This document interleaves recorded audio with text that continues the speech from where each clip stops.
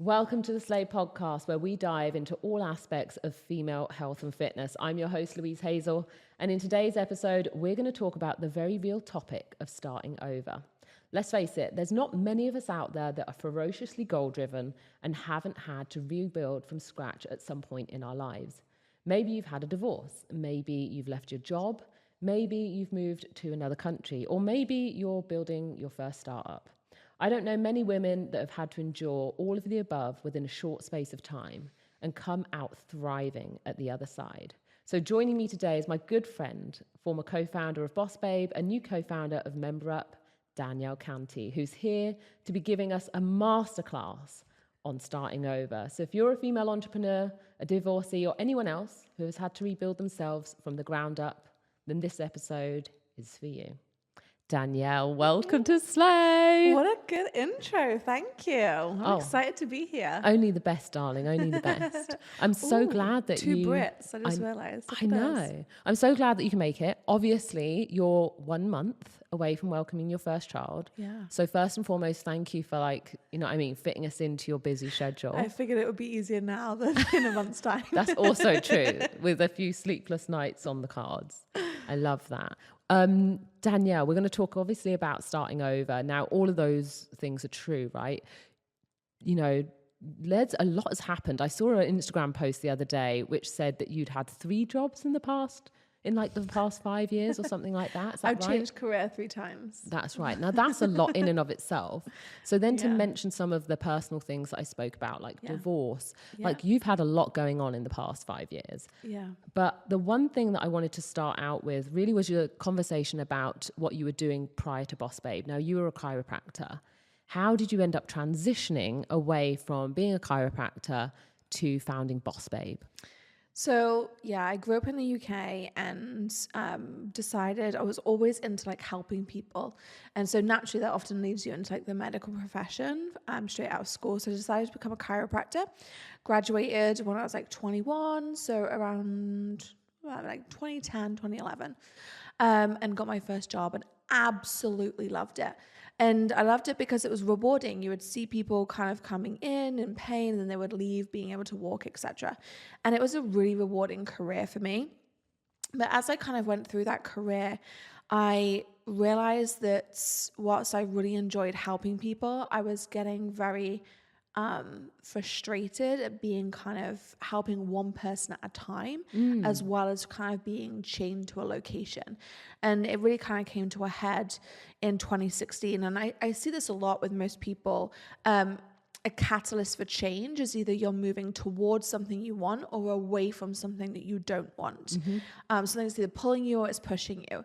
And so in 2016, my dad, we went on a family ski holiday. My dad had a really serious skiing accident. He basically fell at 68.9 mile an hour. That's fast. It's fast. He fractured his pelvis all the way up, right through his hip, and was helicoptered off the mountain. And he had to then undergo surgery, and he wasn't allowed to come home until he was stabilized and told he wouldn't be able to walk for the next, or even sit up for the next 3 months.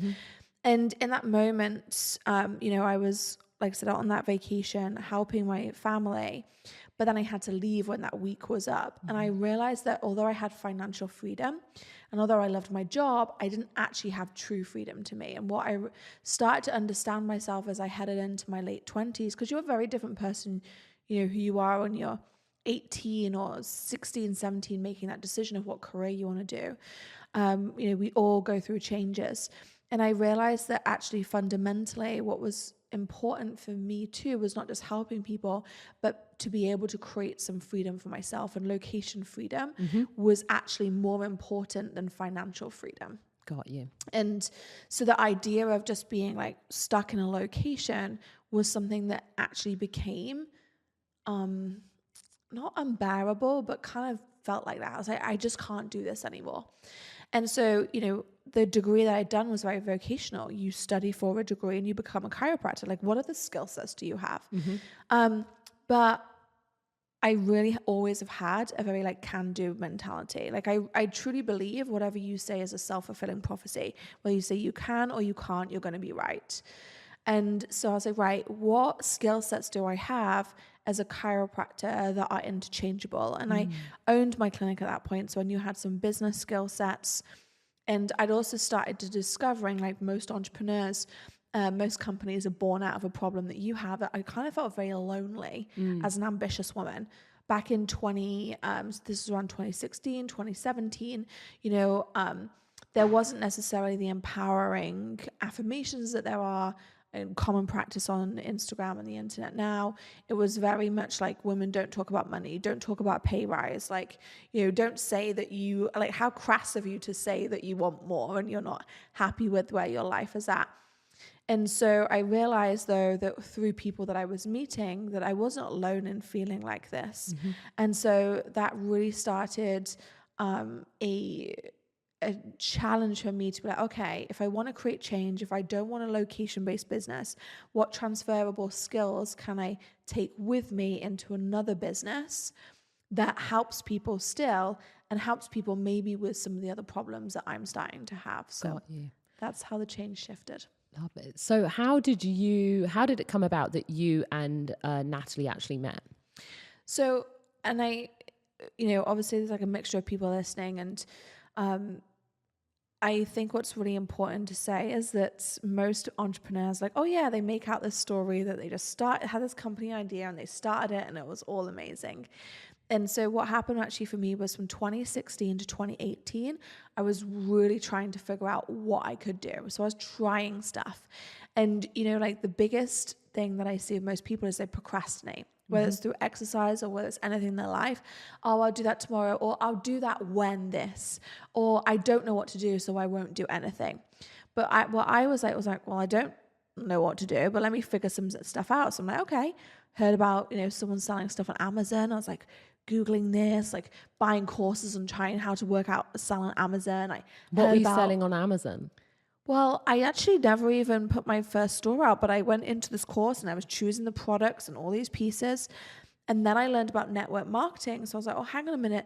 This Amazon piece here, like that's I was actually looking at beard oils is what I was thinking about. But you don't have a beard. I don't have a beard, but they teach you these formulas to find out like gaps in Amazon trends. So I was like, oh, I could do a beard oil. My partner at that time didn't even have a beard either, so I wasn't even going to test it. But I was like, where there's a will, there's a way. And convinced my dad to grow a beard or something. So then I was doing a piece of that. Then I looked into network marketing. Then I was like, well, hang on a minute, I could do business coaching. So I got a certification in business coaching. And then I signed up to a program where they gave you 2 free tickets to a conference in San Diego. Now, I was living in the UK. So I was living in the UK at the time. I was working full time as a chiropractor still. Like, I'm doing this moonlight. I'm doing it on the weekends. I'm doing it in the evenings. I'm doing it on my lunch break. Like, I was never like, giving anything up at this point. I was just like, okay, how do I start piecing this puzzle together? So I used some vacation time. I was like, right, I'm going on holiday.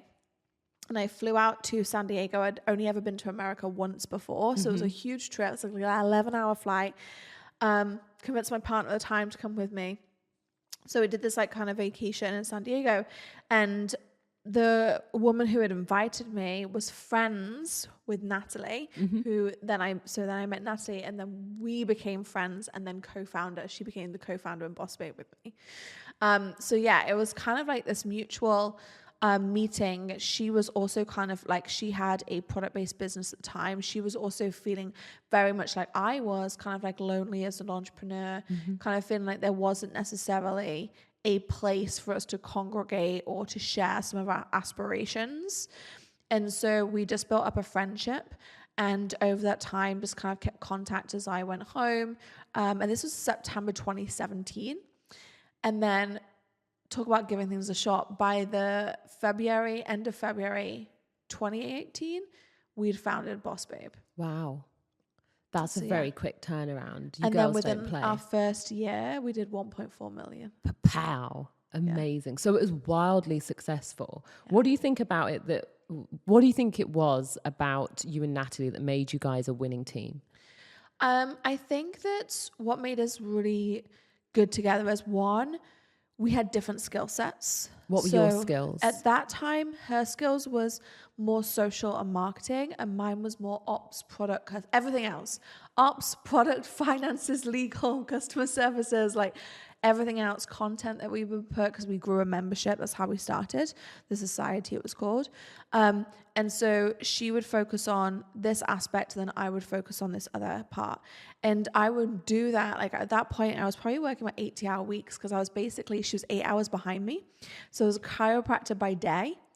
And then I would literally 9 a.m. in PST time in California is 5 p.m. in the UK. Mm-hmm. So I would literally finish work and then start my next job. I've got a question. Would you run home with excitement to go and work on Bossbabe? And I say that because I remember when I was training for the Olympics and I had 2 part-time jobs to fund like my training, and I would literally run out of Selfridges from my job in retail to the track. I was so excited at that point. Would you say you had that level of excitement about you? Yeah, and I think you have to. But I had that for everything I was trying to, because I had excitement on 2 levels. I had excitement that I'd given myself the control to create a change. I often think the biggest thing that people rob themselves of is they give their power away. They were like, I can't do that. I can't possibly do that. And you're only taking it away from yourself. And so I very soon realized I was excited about creating this change. I was excited about having an online business. So on the one side, I was excited about having an online business and how that would change the lifestyle and how it would help me move towards and away from the thing that I didn't want and towards the thing that I did. And then I was also excited because I knew what Bossbabe was creating was so needed. Mm-hmm. It was actually really interesting. So I, owned my practice, but I also owned it with some other people as well. We had we were the fastest growing primary healthcare brand in the UK. And the CEO was probably about 10 years older than me. And I remember him saying to me one day, he was like, "Oh, Danielle, I'm really worried about how ambitious you are and how you're going to get hurt." And oh dear. What? What? I just remember thinking, would you ever have said that to a man? No. I can't ever imagine that being said. And so I really felt lonely as an entrepreneur. And just from the era that I was in and the place that I grew up, which was the middle of the UK, and I was wasn't living in big cities. Mm-hmm. I really didn't know many women who were either running companies or the breadwinners at that point in their family unit. And so I found it really lonely when I was there saying, okay, well, I'm earning really good money now. And I was earning more than my dad at the time. Yep.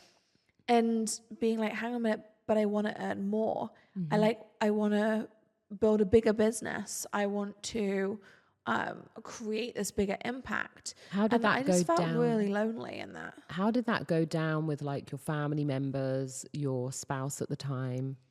My family members were so I'm definitely more of a doer than a talker. So I kind of just got on with it. I don't think they knew what I was up to. They were just okay, there's Danielle. She's working on the weekends again. They would just say I was a workaholic. But that was nothing new. I'd always been like that since I was a kid. I was always the kid that would study and whatever. The biggest challenge I had was with my partner, because he was, at the time we met when I was 18, he was 21. And so we had been together at this point probably 10 years. Mm-hmm. And we got married in 2016. So when the accident was in the February, we got married in the June. So that whole year I started having a lot of shifts in what I realized mattered to me. And he found that really difficult. He was very much why can't you be content with what you have? And I was well, I am content, but I like growth. And I realized that, I don't know if any of you guys have ever seen also Tony Robbins' work, but he does these 7 I can't remember what he calls them, not core beliefs, but 7 core things. And you rank them, and sometimes significance one for someone, or certainty is one. And one thing that mine was growth. Like my number one core value is growth. Do you remember what the value of your ex-partner was? I can't remember the top one, but his second one was certainty. Got you. And so that's what happened is like, certainty was like the lowest for me. I don't need certainty. That's probably why it makes me a good entrepreneur, because it's risky as hell. But, he very much valued certainty. And so that became really challenging. And, I'm not going to sugarcoat it. I would literally like sneak off. I felt like I was having an affair with my business. I would like sneak off to the bathroom to work. I'm laughing, but I'm like, that's me. Yeah, I would like make excuses as to like, and then I would work all day Saturday. And I can imagine like for someone who, wasn't necessarily had those say core values, that's really hard to be around. That's really hard to be with. When someone is so driven towards and something they're so passionate about. It's definitely like you're always, and I think any relationship, you have to have shared goals. And I think we very quickly realized that our goals were like very, very different. I remember, I think, when you're building something, you are so empowered. There's this kind of flow state, isn't there, where you just don't want to get off of that train. Yeah. That creativity is flowing. It's kind of moving through you and it's easy. I remember the first time I founded and started the Slay podcast, that's how it felt like. It felt like me and my podcast producer were just flying. And I didn't feel like I had much time for anything else or necessarily even wanted to do anything else. It was exactly like I was exactly where I wanted to be. Do you think there is anything that your ex-partner could have done to support you better during that period of time? I mean, yeah. And I will also say like, I'm a big believer in like taking responsibility and like my half of the relationship, because ultimately it did break down and we got divorced. We separated in 2020, 2021. And I will say like one of the biggest challenges, which I think will probably comes up for a lot of strong women, is he very, very much struggled me being in my power, and he became very jealous of like my work, which was like the hardest thing for me, because I really wanted someone to celebrate with my achievements. And in my opinion, my eyes, what I saw was him being more resentful of my achievements, or as if my achievements were taking something away from him. And I ultimately think though, as you do get older and you do grow, like if I looked back on it, ultimately, could we have ever got through that? Probably not. Like I think we're just fundamentally two different people. I think we both change significantly when you meet at 18. But second of all, I think that there are some things where you're like, you know what, like we had these conversations and it's just a miscommunication and we can get through this, but we just had a completely different value system. But I will say, like, I don't think my communication in my early 20s was the best in a relationship. I think I was very, all of us. It was just like, I was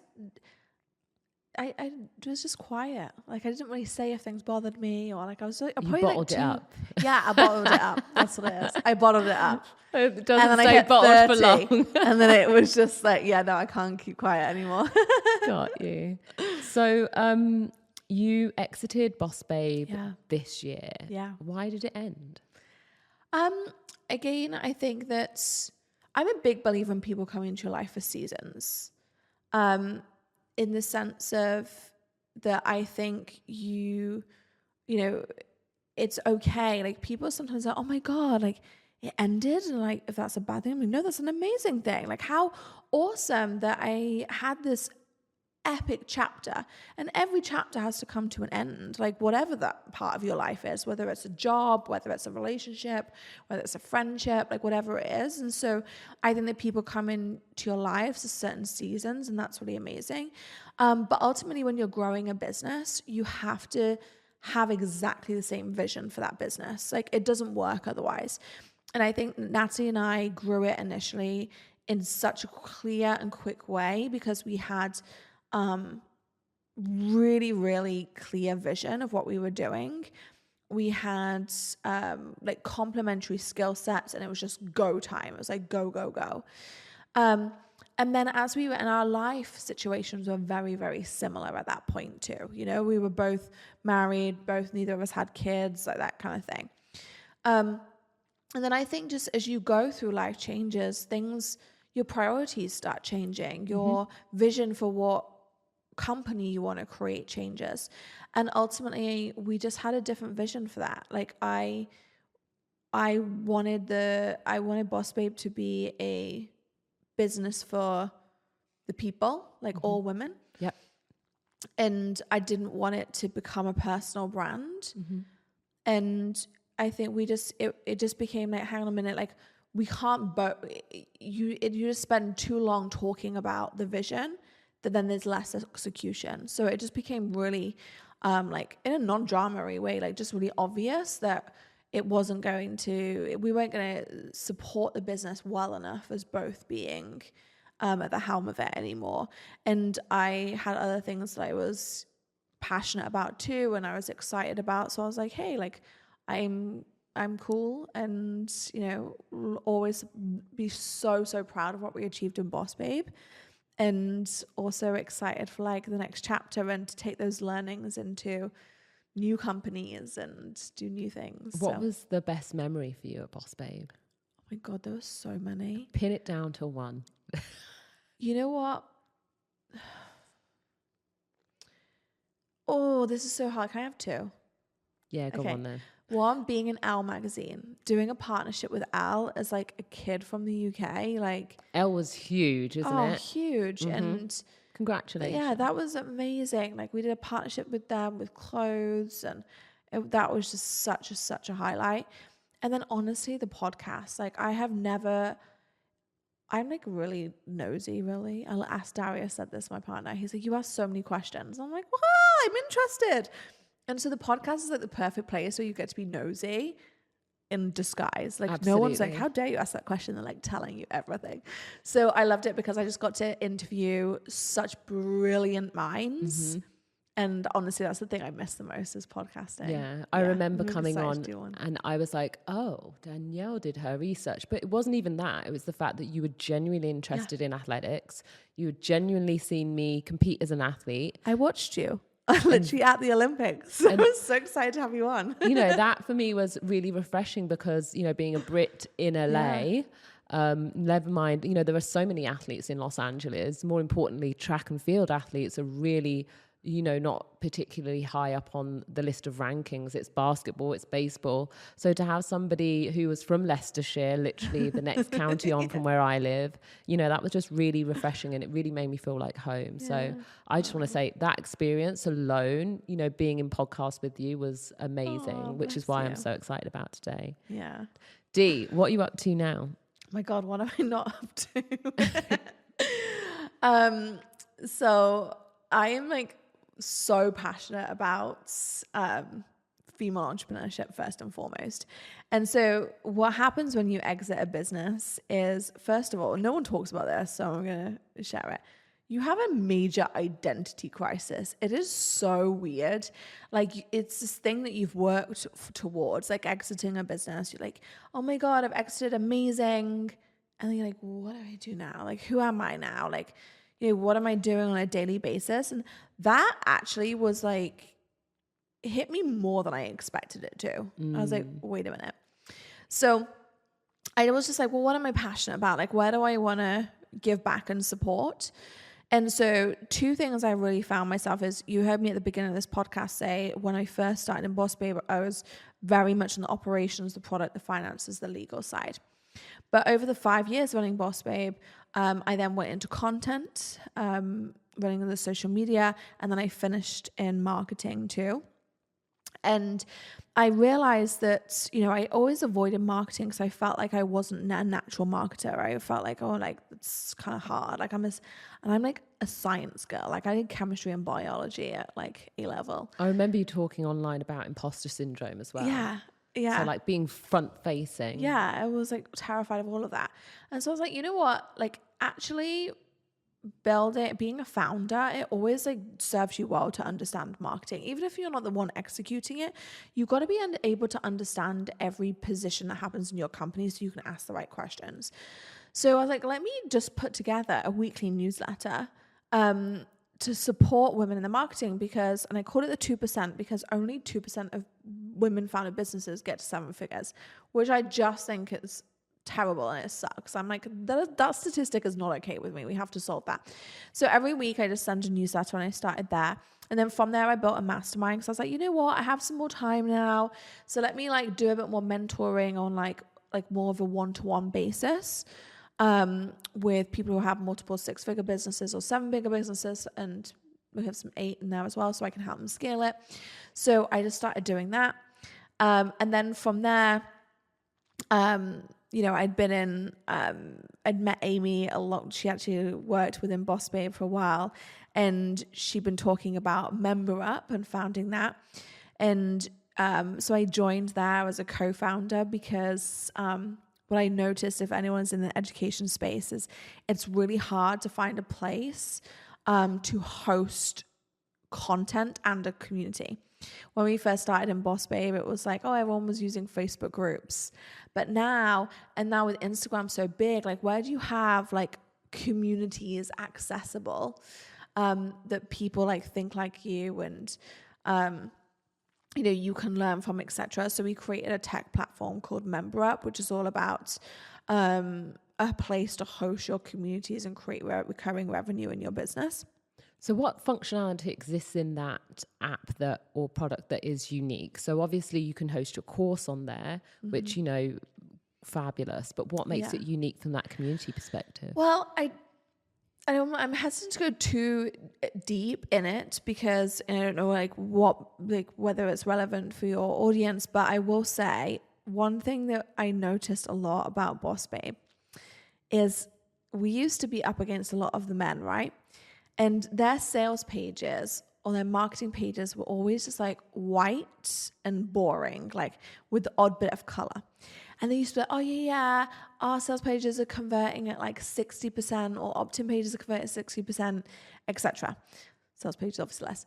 And I used to be like, really? Like that's converting? And then whenever we would do a basic one, like this white background, our conversion was terrible because guess what? Women care about aesthetics. They care about what things look like. They care about the beauty. They care about the attention to detail. And so the rival products for Member Up are things like Kajabi. And it's just boring and looks ugly. And so we really realized that, hang on a minute, first of all, beauty.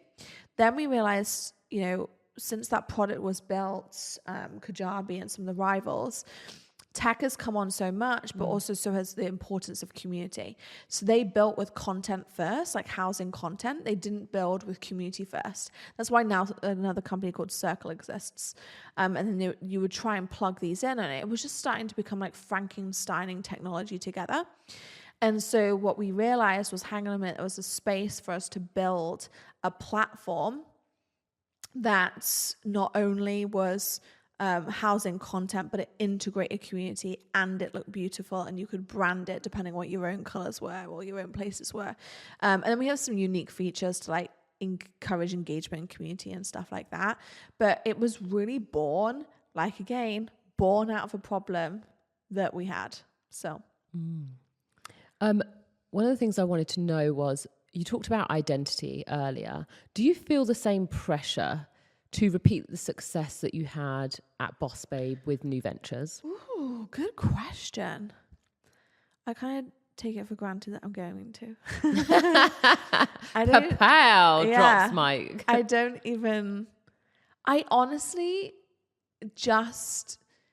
I really, really buy into the fact. I always say building a business is 80% mindset and 20% skill. And this is why. Yes, you have to have skill set and you have to have strategy, and those come into play. Mm-hmm. But there's a big misconception that people believe that in business, you do something once and it works. It's not about that. It's about your ability to keep trying when most other people give up. It's not about how many times you can hit, let's say we're playing darts. It's not about how many times you can hit the bullseye. It's how many times you can keep trying until you hit the bullseye and not run out of energy. Like, that's the game of entrepreneurship. Like, every single business that you admire, I promise you, 9 times out of 10 of them did not start with that end in mind. They started, like, even if you think about Slack, that was born out of a video gaming company that was trying to solve internal communication. Then they were like, hang on a minute, now our friends are asking for this internal communication. Wait, now let's pivot the whole thing into Slack, right? That's exactly why my brain does not understand it. Yeah. So it's just like, I truly believe that if you don't quit, you can't fail. And every day, you know, like, just, I think it's very, very similar to exercise. Like, you have to keep going. And sometimes, you know, when sometimes you like exercising and like it takes a little while to see those results, and all of a sudden you have that like hockey stick curve where you're like, wow, now I'm really starting to see it. I think business is like that. Like, it's sometimes it's like, you know, most people, you have to think like, okay, most people are going to give up at this point, but I'm not. And why am I not? And so I don't ever question like, oh, will I be as successful again? I'm like, well, I'll make myself as successful again. Like, how do I figure it out? How do I pivot and twist? And how do I try things? And that's the other thing I talk a lot about in my newsletter, is like with marketing and messaging or posting on social media. This is a great example. Posting on social media, people are like, oh my God, I did this one post and it didn't work, and so I'm not going to post again. I'm like, posting on social media lasts 24 hours. Your whole goal is to look at your insights every time. Okay, that one did well. That one didn't do well. It doesn't mean the one that didn't do well is a bad result. It means that you look at that and go, oh, the audience doesn't relate to that thing as much. So let me go back to what they did relate to and let me do more of that. Or hang on a minute, those 2 posts both did well. So what if I combine this video layout with this quote or this comment or this topic and combine them? Can I create something that becomes viral? And so it's permission to allow yourself to try things, tweak them, and try again. I actually watched your stories yesterday when you were doing the box jumps, yes, right? And you were like, okay, you got to 42? And then didn't do 45? Yeah, correct. Okay, right? Still killing me right now. So you jumped on a box that was like 42 inches high. You made that one. You were like, right, I'm going to have a go at the 45 inches, right? You didn't manage to do it. But does that mean that you're not going to try again tomorrow? Are you going to give up now? I'm actually going to give myself 7 days rest. Okay, I'll be back but you're going to go week. Again, right? Okay. Freaking-lutely. Exactly. And so it's the same concept that like business, entrepreneurship, whatever it is, even in your career, if you're working up the ladder, it's not about trying once and then getting the result you want. It's about trying several times until you get the result you want. And that is okay. So I feel like the message that you're talking about here really isn't about so much starting over. It's about reinvention. So reinventing perhaps you know what I mean? Yeah. Reinventing the product, reinventing the social media post. So it's like taking the best of what you know you're already really good at, but how do I apply this even harder in a way now that I have this experience, even when it perhaps comes to relationships and stuff like that? Yeah, because I'm never starting at zero again. And this was the biggest thing I realized as a chiropractor. People are like, well, how can you as a chiropractor start an online business? What are your skill sets? Well, guess what? Might not need to be clicking backs or diagnosing anyone in the online world, but I had transferable skill sets. I had really, really good empathetic skills, which meant I really understood people, which has always meant I'm really good at building teams. I understood operations from a brick and mortar place. So guess what? You can translate those same skill sets into an online business. And I think this is the thing that a lot of women, you know, it's even been proven, like LinkedIn did a huge research project, that women won't apply for a job unless they can do 100% of what's on the job description. Men will apply for a job if they can do 30% of what's on the job description. Absolutely. So how do we get to a place where we're like, okay, we don't have to be perfect straight out the gate. We do get to evolve, and we have transferable skills that might mean that I haven't done that exact job before, But guess what? I've done a job that's similar enough, and I can advocate for myself having a transferable skill set into that now. And again, coming back to the message that I said at the beginning, you are what you say you are. It's always a self-fulfilling prophecy.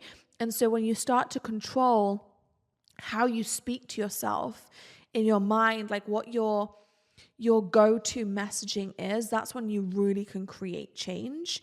Because if I don't believe that I can do it, it doesn't really matter what someone else thinks. Like, they're not with me 24/7. They're not like following me around going, you can do it, you can do it, you can do it. They're not doing the work for you. Yeah, like you have to take ownership of your mind. And when you don't take ownership, you're giving your power away. And so when I take ownership for, okay, my marriage didn't work because of X, Y, and Z on my side, I can move forwards with that. And I can learn from that. Or hang on a minute, that when I tried that in business, that didn't work this time. So I can do something about that because it's I versus like, oh, they did that to me. Then I'm giving away my power to ever fix anything in my life. So I really just look at things in that light, and then that just gives you the ability to create the change that you want to see. So I have a question. How do you know when you are reinventing the wheel, when you are kind of like going back to the drawing board? Like, how do you know when it's when it's time to focus on something new, like shiny new thing, or you're reinventing something? How can you differentiate between, am I just going off on a brand new tangent, or am I reinventing what I already know? That's a great question. There are a couple of filters that I put things through. So number one, I would say I never act on a new idea straight away. So if I do have a new idea, I always just write it down. Me and you can't be friends. You're like, right, I've changed it. Go, let's go. Yeah, I always just write it down and let it sit there, because then if I keep coming back to it, I know there's something in it. But sometimes what happens is, if you're a creative, you just have a million ideas all the time. And so you want to just be like writing them down and then coming back to them being like, oh, you know what? Like, I don't think that one's going to work. Or hang on a minute, let me see if this one works. And so I then take it down, like I run the rabbit hole on it. So I'm like, okay, if I did this idea, let's now think about what's the market doing? Like, is this a growing market? Or is it a market that's shrinking? Like, what's happening in the economy? Is this something that's going to be essential for somebody to buy? Let me see what the trends are on Google Analytics, or the trends are on social media. Like, let me start exploring it. Okay, so those things are checking out. Let's say that I do want to do it. Let me go a level deeper. And so what are the pros and cons of it? So I read a great book. It's like Start with the End. And so when I left Bossbabe and I was like thinking about my next, ventures, etc., I didn't go, oh, what could I do? I was like, okay, what do I want to create in the end? Like, what is the life that I want to create? What legacy do I want to leave behind? How do I want to feel like I've left this place better than I found it? And what are the fundamentals that are going to make that true for me? And so I started there and then worked back. And that was even like a case of me being like, okay, do I or don't I, want to do a VC-backed company or a non-VC-backed company? What does that look like? And, just having these like honest questions with what you want your lifestyle to look like. I always say to people, like, if you aren't able to take accountability for your own actions, and if you aren't a self-starter, like you need someone checking in on you all the time, don't be an entrepreneur. Like you're probably not going to be successful at it. Yeah. So really be honest about the life you want to create, your personality traits, to find out, okay, this is what's going to serve me. So I kind of start with the end and then like meet with those things in the middle. I love that. You mentioned personality traits, which leads me on to a few questions about fitness, if I may. What are your winning daily rituals? With regards to fitness? Absolutely. Lifestyle, health, fitness. So it's a little bit different as I'm 9 months pregnant right now, because now walking up my stairs is now exercise. I'm like panting by the time I live in like 3-story house. It all counts, like, darling. It all counts. Panting at the top. But prior to this, like I've always done the lemon water first thing in the morning. Like for me, it's just like such a cleansing, clearing, grounding way. And I'm very lucky. My partner will bring me a lemon water in bed, bless him. Oh, we love Darius. Yeah, we Shout love out to Darius for the lemon water. Yeah, so I do that. I will go through stages of meditating in the morning or not. One thing I will, and I'm always really honest about this, like I'm definitely a seasons person. I'll go through seasons of being like, okay, I'll do like meditations in the morning, or I'll do a workout, I'll do my workout in the morning, or no meetings before this time, I'm going to read or I'm going to journal in the morning. But I never really do all of them at once. Like I'm not there with like an hour-long morning routine. Like it doesn't work for me. I like, particularly in California time, and a lot of my team are like East Coast, etc. I kind of like to get things going pretty quickly. So normally I wake up at like 7, lemon water, shower, try and stay off my phone as long as possible. I have conversations with Darius. The night before, I always do my to-do list for the next day. So I already know. God, I wish I was that person. Producer Sam's looking at me like, Lou, it's a game changer. Ugh. But I have a planner called, it's by Intelligent Change, can't say my word, who did the 5-minute journal. Go on. And they have one, it's like a productivity planner. And I use that, and it's like really simple. It's like your top one thing, then your top 3 things, and then there's like some other areas below. I put all of my to-do lists, I have literally in notes, to-do list. And I literally only put one thing in each day, and that's it. But the problem is I forget to put the other bits in. Oh, I put everything down. I actually get a lot less stressed if I write everything on paper. Like, so this is a tip for anyone who struggles with to-dos, but one thing that I really learned, so I do 2 things if I'm like overwhelmed with this. You can try these things if you want. I do a huge to-do list, and then I look at it and be like, right. And I normally do this on my computer because I'm like, what can I delegate and what can I get rid of? And I try and cut that to-do list in half by delegation, or I'm not doing it. Like there's a lot of things I ended up doing. And I believe this always changes when you have kids. You end up being like way more like strict about your time. But there's a lot of things that I would do that I probably didn't really need to do at all. So I do that. And then if I'm feeling overwhelmed, I will write one thing at a time on a Post-it note. So I'll just put one task, and I'll like layer them, and I'll just have that one task in front of me, do that, rip it off, and then go to the next one. How and then satisfying. Rip it off and do the next one. Can you do me a social media video? I feel like an ASMR social media Post-it video. That's a good one. Oh, I love that. Yeah, I'll do love that. It. But then fitness, I do pickleball because I enjoy it. Yep. And I would train like 3-4 times a week. Yeah. No, you've been in the gym lifting weights, right? Like I seen you like 7 months pregnant, picking stuff up. Talk to me about your relationship with training and, what typically you prefer. We talked earlier just off camera about you always having like shredded abs. Has that always because you... not shredded compared to yours. I just had a flat stomach, let's say that. I mean, you were pretty shredded, Danielle. Come on now. I had a little tooth back at the top. You did. I was holding on to it for about 7.5 months. Now you absolutely do.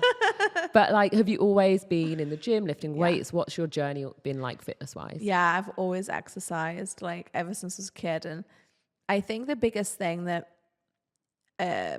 a lot of people let go of is like, do the exercise that you enjoy. And for me, for a long time, like school, it was like dance and sports, like basketball, netball, all the things. And then when I got older, it was like dance and gym. And then a little bit older, it was just the gym. And now I'm really in a period of pickleball. I really enjoy pickleball. And pickleball and the gym is like, but I also am not like, I really need accountability in the gym. Yeah. I got to be honest, like I'm a workaholic. So, and when I was in the UK, it was easy for me to do in the morning because everyone was asleep in the US. That's so interesting because California. I feel like LA has more of a gym culture than the UK. If anything, I find it harder to work out in the UK. I don't want to get into the gym culture though. I just rock up to the gym. Like, I don't talk to no one. I'm just like there on my own. But like it just is like my work time is like here in the mornings is like everyone's messaging me. So it's like very hard for me to go to the gym. So I like much prefer to go to kind of the gym like later on. I'm more of like a 5 p.m., 6 p.m. kind of gal, but I need someone to drag me away from my desk. So that's why I like going with my partner. But he likes 1 p.m. So we had to compromise for a little bit there. I actually bumped into Darius in the gym just a couple of weeks ago. Yeah. He was going pretty hard. Yeah. Pretty hard. He is very much like psychologically has to go to the gym. I'm not like that. Like it doesn't, I'm like, I go to the gym to keep my body fit, not because I psychologically need to. Whereas he's like, I'm going crazy because I'm not going to the gym. See, that really surprises me because I think of you as like complete overachiever, like, you know, workaholic, like that mental energy must need somewhere to go. Like what the hell what do you do to unwind? Unwind? What is that concept? Honestly, I'm like a big social person. So for me, like unwinding is like, that's why I love living in LA. Like all of our friends, like I just like that for me is like my unwind. I always go out every day, so like a walk or a hike. But I don't necessarily I always feel better after the gym, but I don't go. I get people who go to unwind. That isn't why I go to the gym though. Got you. My mission is to get you to that place. Okay. Yeah. Like I can't literally my whole body is just like twitching. I'm twitching. I'm like, what do you mean you don't unwind in the gym? We're going to give you some exercises that make you really just, I think the interesting thing about fitness is I think everybody has a fitness personality. And if you're not tapping into your innate physical athlete, then you're not channeling all of that power that you know what I mean, that you inherently have. Like everyone can feel really turned on by the gym if they're doing the right exercises. Fact. So my mission is to turn you on in the gym. Okay then. But that's a whole nother podcast episode. Well, I'm ready for it. I love it. 6 weeks postpartum, I'm here. I can't wait. I absolutely can't wait. Dee, how are you feeling about pending pregnancy, becoming a new mum? Like, is there anxiety, excitement? Where are you at? A mixture, like anxiety and excitement are actually the same physiological like sensations and neural pathways. It's just how you interpret them. So both of those. I think it's as an achiever, I feel like I've been given a job description. I've been given a job and I don't know the job description. Hilarious. I'm like, so I don't know really like what my boss is going to be like. I don't know the KPIs. What are the hours? What are the hours? Yeah, like, you know, what's the team like? You know, there's a lot of unknowns and I think it's really teaching me to surrender. And I've been doing a lot of acupuncture and chiropractor and really trying to like drop into my body. And I've also done like hypnobirthing, and I would say that's kind of one of the things I've learned there is like learning to control any anxiety or anything like that. And again, it's like another way to control your mind and to retain good harmony. So the pregnancy's already taught me so many lessons. So yeah, I can't wait. Excited and daunted by the challenges. I can't wait, and I'm so glad you're going first. Yeah, I'm sure. Oh, I love it. Okay, Dee, I've got a game for you. It's called Boss or Babe. So I'm going to reel off 10 people, prominent, like, public figures, and you're going to tell me whether you'd like to be in business with them or friends with them. So if you want to be in business with them, boss. If you want to be friends with them, babe. Wait, what if I don't know them? I'm so bad. Then get the hell out of it because, like, they're all pretty famous. Okay, Paris Hilton. Oh, wow. She is a boss. She has like $1 billion empire. Amazing. What's she sell? She licenses her name. She like, you actually don't realize how much I got into licensing with Bossbabe. So she has a big licensing company. She's a very underestimated entrepreneur. I knew I'd love this game with Danielle because you're going to get all the insights. Kim Kardashian. Boss. I think she's a smart businesswoman. I've seen the Kardashians. Sometimes it's a little bit toxic for me. So I'm sure she's a lovely person, but sometimes I think she might scare me as a friend. The honesty. So I think I'd rather be in business with her than her friend. The honesty. Oprah. Oh my gosh. I think can I have her as a mentor? I don't know if I would do business with her now. Maybe as a babe, because I feel like I would want to learn a lot from, but more like a friendship way. I don't think me and Oprah are going to be aligned with the type of business that we would want to do at this point in our lives. So maybe a babe, but I'm going to ask her as my babe to give me some mentoring along the way. I'm having way too much fun with I'm really thinking about this. Meghan Markle. Babe. I don't think yeah. Excellent. Taylor Swift. Ooh. Thing is, though, I'm not really. I feel like a boss and a babe. Pick one. You know what? I mean, anyone who can write songs like that and perform like she does, boss. Hey. Yeah, for sure. Beyonce. Oh my God, this is so hard. Because like, you can just see like there's so much like opportunity with all the things. I don't know though, maybe more of a babe with Beyonce. Got you. Alex Cooper. I would say babe. I would love to know some of the stuff that she bleeps out and call her daddy. Just to be a fly on the wall. Yeah. Mel Robbins. Well, she's my babe. Oh, we love Mel. Celine Dion. God, I never thought about her in that way. Curveball. Yeah, maybe it's a babe. She can sing to me. We love Celine. Sing at my wedding. Gwyneth Paltrow. Oh. Boss. Because what she did with Goop was really ahead of its time. And it's a media company that I really admire that then they productized. So I think she knows her audience really, really well. So boss, for sure. I'm with you on that one. Yeah. Fire. Danielle, that concludes our Slay podcast. Thank you so much for coming on. Thanks for having me. That game was so cool. I think that's... I'm really still thinking about my answers. I know, you're going to go away. You're going to be like, I don't think it's possible in LA too. Imagine if I just manifested some of that. Yeah, you could be business partners with Celine Dion. There's ones on there I'm more excited about. Thanks for having me, Han. We love you, Dee. Thank you for coming on. That concludes this episode of Slay. I remember a quote once that said, in order to have it all, you must be prepared to give it all up. Stay tuned for more empowering discussions on female health, fitness, and life. You can follow me at Louise Hazel, and you can follow Danielle at Danielle Canty on social media, and check out the Slay brand at Slay Athletic.